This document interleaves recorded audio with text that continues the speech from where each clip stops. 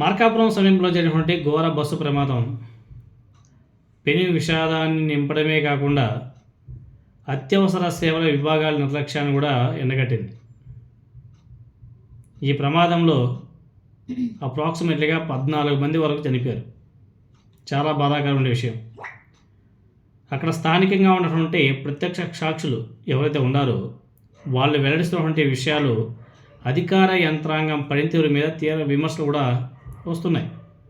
అధికార యంత్రాంగం ప్రాపర్గా పనే చేయలేదు అని చెప్పేసి చాలా స్పష్టంగా అర్థమవుతుంది.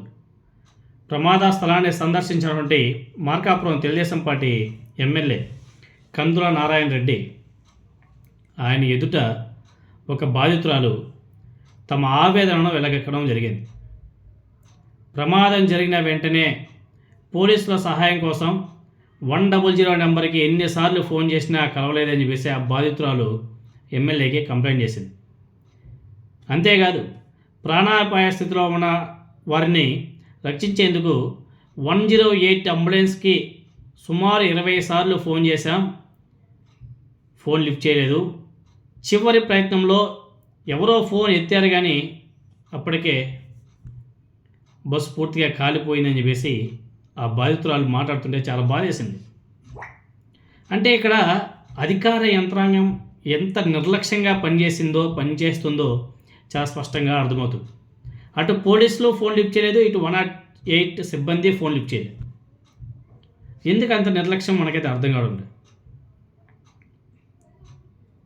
పోలీసులు, వైద్య ఆరోగ్య శాఖ సిబ్బంది సకాలంలో కానీ స్పందించి ఉంటే చనిపోయిన వాళ్ళ సంఖ్య ఇంత పెద్ద మొత్తంలో ఉండేది కాదు.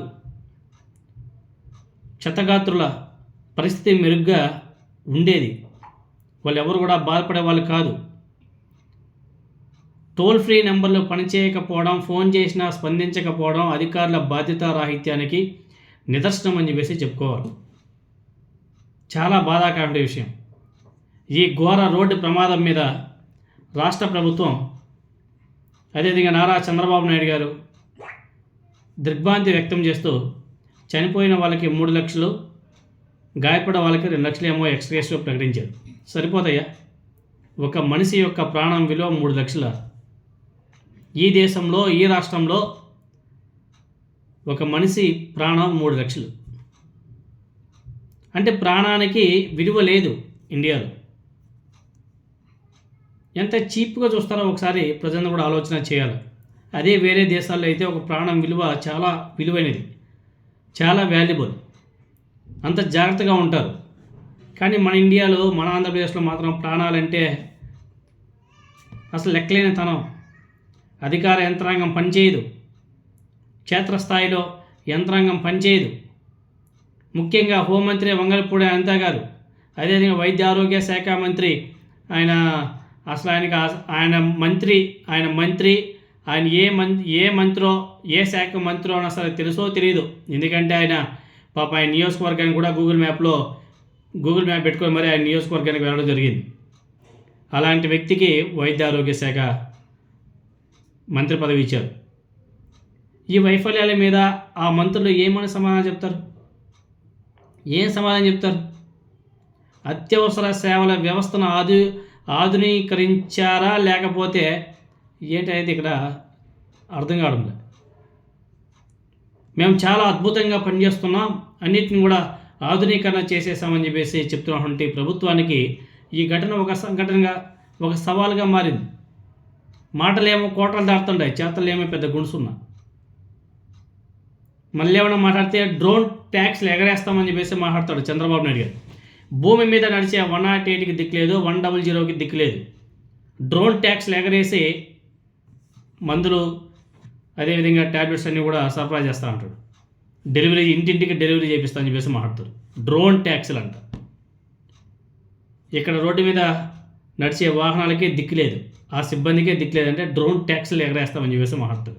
అయ్యా చంద్రబాబు నాయుడు గారు, మీ డ్రోన్ ట్యాక్స్లు అవసరం లేదు, మీ డ్రోన్ ట్యాక్స్లు ఎవరికి అవసరం లేదు, మీ అమరావతి భ్రమరావతి ఎవరికి అవసరం లేదు. ఎవరైనా సరే 108కి 100కి ఫోన్ చేస్తే అట్లీస్ట్ ఫోన్ లిఫ్ట్ చేసి ఎక్కడ ఏం జరిగిందో అక్కడికి వెళ్ళి అక్కడ కొంచెం చూసుకుంటే చాలు. ఇప్పుడు ఆరోగ్యశ్రీ కూడా ఆగిపోయిందంట. ఇంక ఎన్ని కర్మలో. ఆ మార్కాపురం దగ్గర మెడికల్ కాలేజ్ కన్స్ట్రక్షన్లో ఉంది, అది కానీ పూర్తి చేస్తుంటే ఈ క్షతగాతులు అందరూ కూడా ఇమ్మీడియట్గా తీసుకుని అక్కడ జాయిన్ చేస్తుంటే కూడా తొందరగా రికవరీ అయిపోయేవాళ్ళు.